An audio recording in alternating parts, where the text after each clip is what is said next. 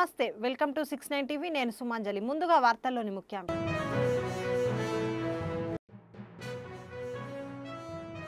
CM Revanth Reddy ప్రారంభించిన కార్యక్రమంలో మహిళలకు ఉచిత ప్రయాణం చీరల పంపిణీ పెద్దపీట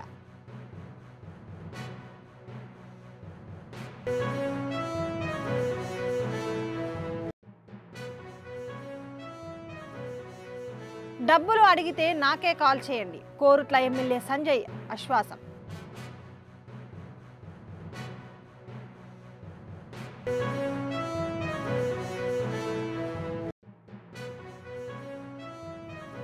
వికారాబాద్ రోడ్డు గుంతలపై ప్రజల నిరసన నాసన్పల్లి యాదయ్య స్పీకర్కు వినతి పత్రం అందించారు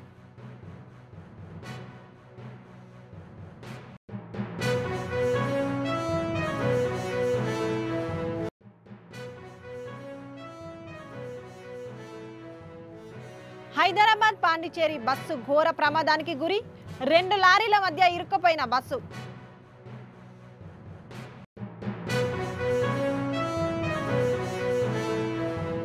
ఇక డీటెయిల్స్ లోకి వెళ్తే భద్రాద్రి కొత్తగూడెం బూర్గంపాడు మండల కేంద్రం ఎంపీడీఓ కార్యాలయంలో ఇందిరా మహిళా శక్తి చీరల పంపిణీ కార్యక్రమానికి పినపాక శాసనసభ్యులు పాయం వెంకటేశ్వర్లు పాల్గొన్నారు ఈ కార్యక్రమంలో పాయం మాట్లాడుతూ మహిళలకు కాంగ్రెస్ ప్రభుత్వం పెద్దపీట వేస్తుంది అని ముఖ్యంగా సీఎం రేవంత్ రెడ్డి ఈ కార్యక్రమాన్ని హైదరాబాద్లో ప్రవేశపెట్టారని మహిళలకు కాంగ్రెస్ పార్టీ మొదటి నుండి ఆర్టీసీ బస్సులో మహిళలకు ఉచిత బస్సు ప్రయాణం దగ్గర నుండి బస్సుల పంపిణీ అన్నింటిలోనూ మహిళలకు పెద్దపీట వేశారని అన్నారు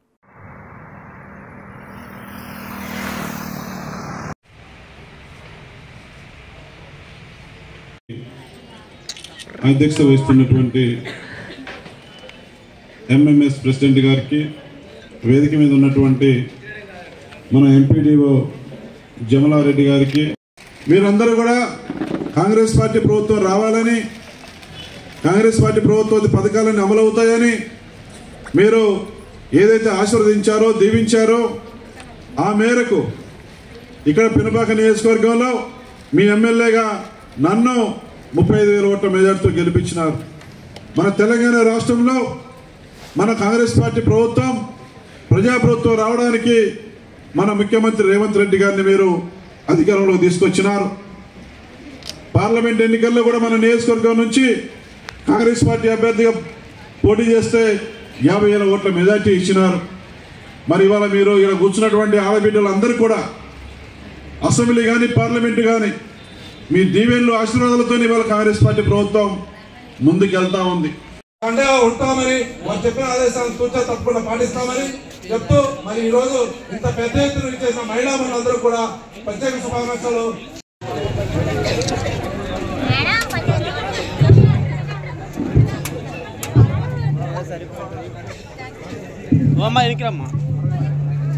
మధ్యలో వస్తాం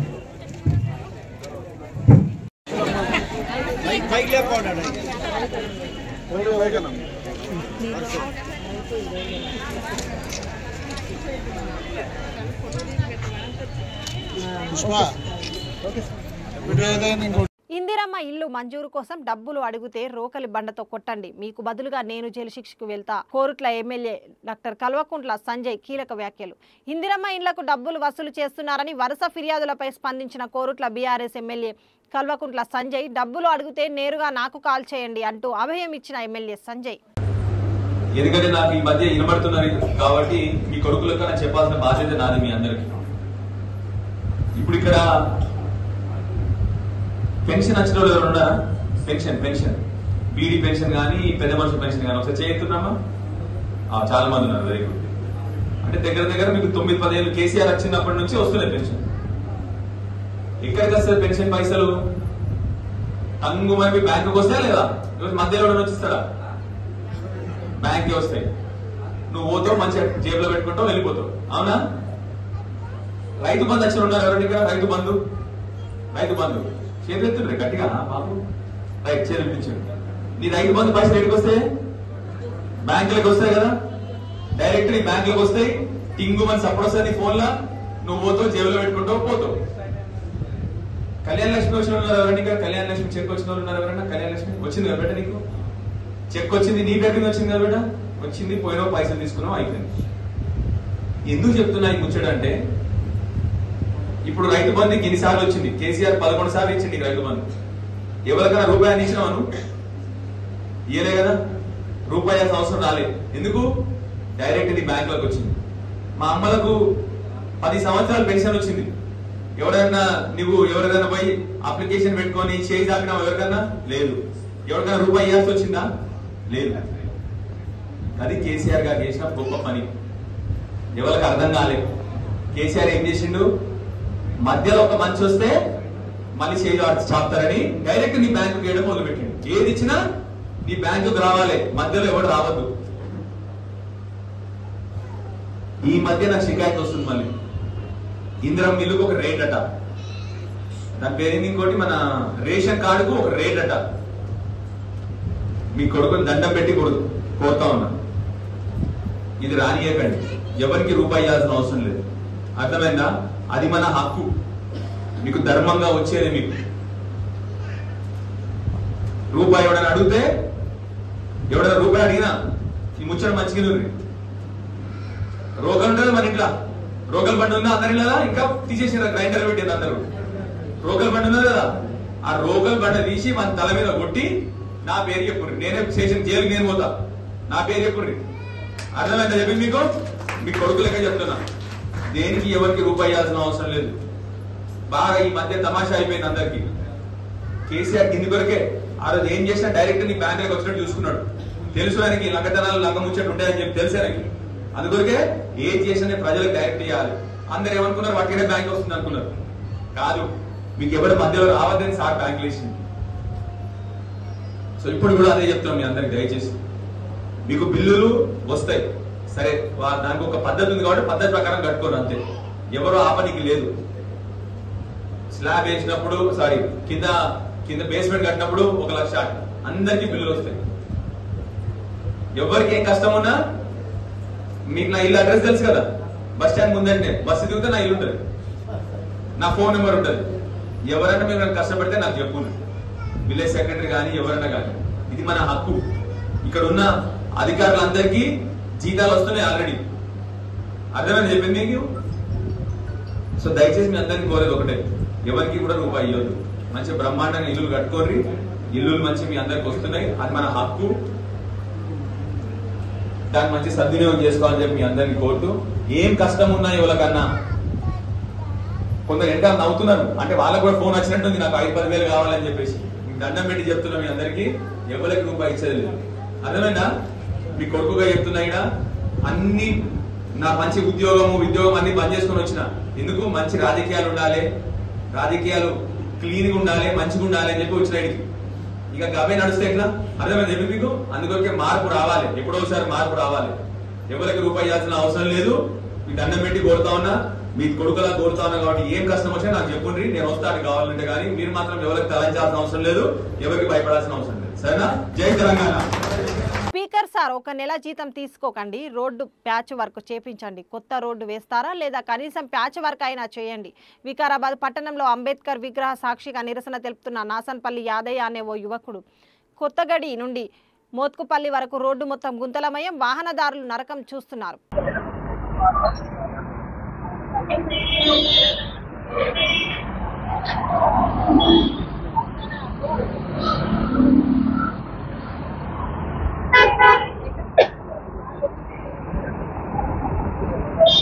మరో ప్రైవేటు ట్రావెల్స్ బస్సు ఘోర రోడ్డు ప్రమాదానికి గురైంది.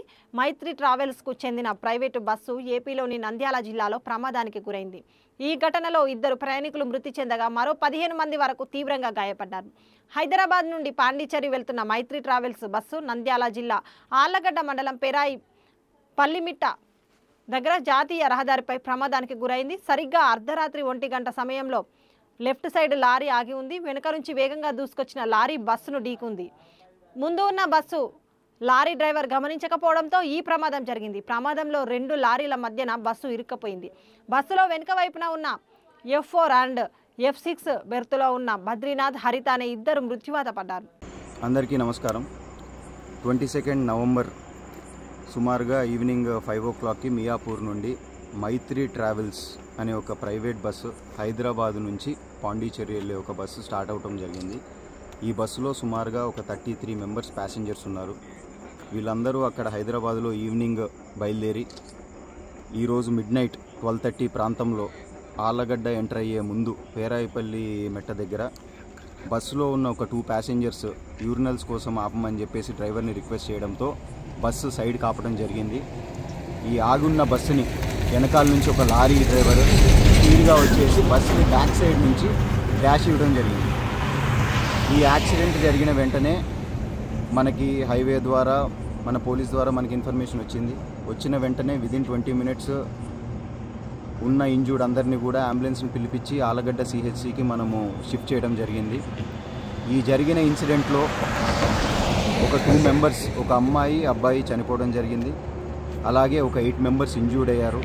ఎవరైతే క్రిటికల్ కండిషన్లో ఉన్నారో ఒక వ్యక్తిని ఆల్రెడీ మనము నంద్యాలకి షిఫ్ట్ చేసాము అంబులెన్స్లో. ఈ ఇన్సిడెంట్ జరిగిన వెంటనే గౌరవనీయులైన నంద్యాల జిల్లా ఎస్పీ శ్రీ సునీల్ శరణ్ గారు కూడా సీన్కి విజిట్ చేయడం జరిగింది. విజిట్ చేసి ఈ క్రైమ్ సీన్ చూడటమే కాకుండా ఎవరైతే ప్యాసింజర్స్ ఇంజూర్ అయ్యారో వాళ్ళందరినీ కూడా హాస్పిటల్కి వెళ్ళి కలిసి ఈ డీటెయిల్స్ అంతా కూడా తెలుసుకున్నారు. వెంటనే మనము వీళ్ళందరినీ కూడా షిఫ్ట్ చేసేసి అలాగే వీళ్ళ కుటుంబాల సభ్యులకు కూడా మనము తొందరగా వాళ్ళకి ఇన్ఫర్మేషన్ చేరబెట్టేసి we will take the further action. Thank యూ. ఒంగోలు రాష్ట్రంలో 26 జిల్లాల్లో గనుల శాఖ కార్యాలయాలను నిర్మిస్తామని రాష్ట్ర గనుల శాఖ మంత్రి కొల్లు రవీంద్ర అన్నారు. స్థానిక దక్షిణ బైపాస్ రోడ్డు వద్ద 2.14 కోట్ల రూపాయలతో నిర్మించనున్న నూతన కార్యాలయానికి రాష్ట్ర గనుల శాఖ మంత్రి కొల్లు రవీంద్ర, రాష్ట్ర సాంఘిక సంక్షేమ శాఖ మంత్రి డోలా శ్రీ బాలా వీరాంజనేయ స్వామి శంకుస్థాపన చేశారు. ఈ సందర్భంగా రాష్ట్ర గనుల శాఖ మంత్రి కొల్లు రవీంద్ర మాట్లాడుతూ రాష్ట్రంలో మొదటిగా ప్రకాశం జిల్లా ఒంగోలులో గనుల శాఖ కార్యాలయాన్ని నిర్మించడానికి చర్యలు తీసుకున్నామని ఆయన చెప్పారు.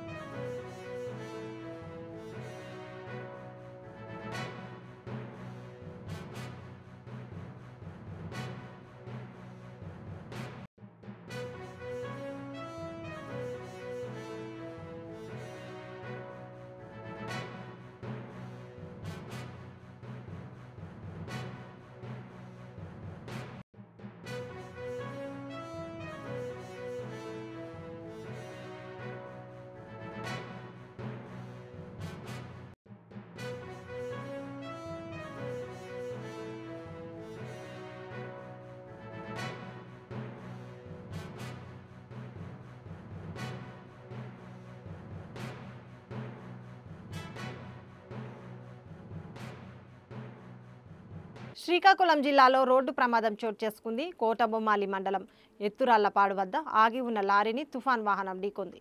ఈ ఘటనలో 4 మృతి చెందగా మరో 6 గాయపడ్డారు. మృతులను మధ్యప్రదేశ్కు చెందిన సింగ్ పవార్, విజయ్ సింగ్ తోమర్, కుశాల్ సింగ్, సంతోషిబాయిగా గుర్తించారు. శ్రీశైలం ఆలయ దర్శనానికి వెళ్తుండగా ఈ ప్రమాదం జరిగింది. క్షతగాత్రులకు నరసన్నపేట ప్రభుత్వ ఆసుపత్రిలో చికిత్స అందిస్తున్నారు. ప్రమాద విషయం తెలిసిన వెంటనే కోటబొమ్మాలి పోలీసులు, జాతీయ రహదారి పెట్రోలింగ్ సిబ్బంది ఘటనా స్థలికి చేరుకొని సహాయక కార్యక్రమాలు చేపట్టారు.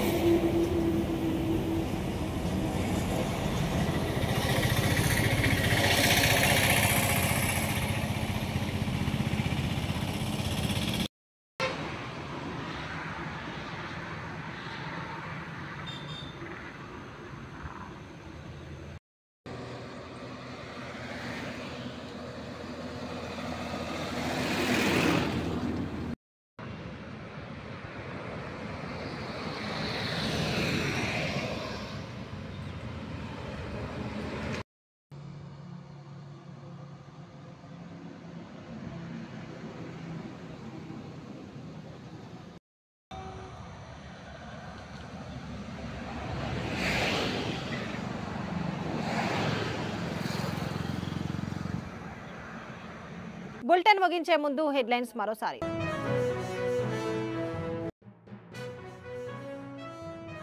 సీఎం రేవంత్ రెడ్డి ప్రారంభించిన కార్యక్రమంలో మహిళలకు ఉచిత ప్రయాణం, చీరల పంపిణీ పెద్దపీట.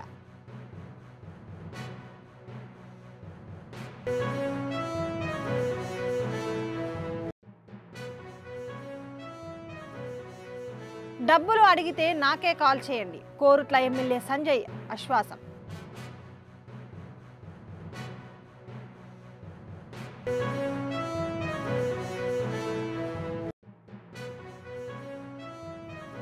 వికారాబాద్ రోడ్డు గుంతలపై ప్రజల నిరసన. నాసన్పల్లి యాదయ్య స్పీకర్కు వినతి పత్రం అందించారు.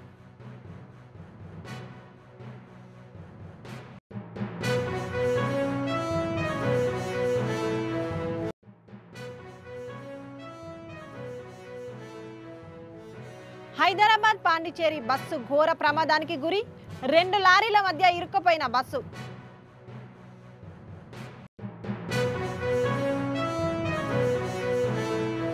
ఇవి బులెటిన్ విశేషాలు. మరిన్ని అప్డేట్స్ కోసం చూస్తూనే ఉండండి 69 టీవీ న్యూస్. నేను సుమాంజలి, సైనింగ్ ఆఫ్.